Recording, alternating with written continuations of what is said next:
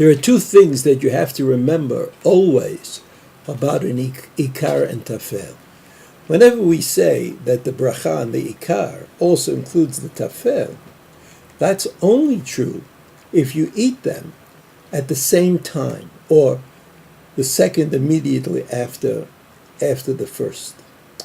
And therefore, if a person, for example, wants to eat something very sharp, and before he eats it, he puts something sweet into his mouth because he wants to reduce the level of sharpness in his mouth, then you have to make a bracha on both. There's no ikar and no tafel in such a case.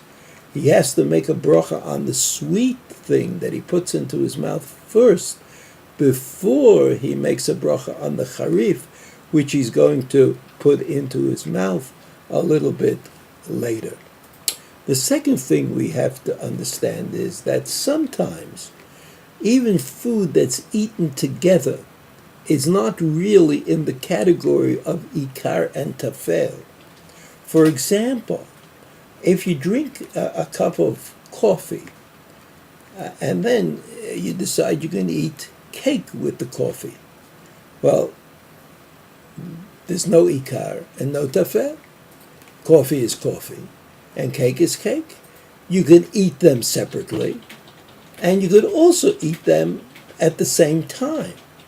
And therefore, even though it may look to some as though the coffee is the ikar, like what got you to sit down and start eating was the coffee, maybe not the cake, I'm not sure, but such a thing could be possible.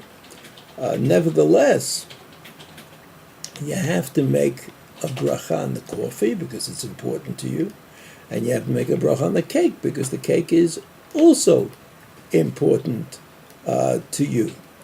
And therefore, in such a case where there's no ikar and no tafel, you have to make a bracha on each food that you are eating. Also, we understand this is how to make a bracha on the coffee, and make a bracha on the cake, that there's a problem of which comes first.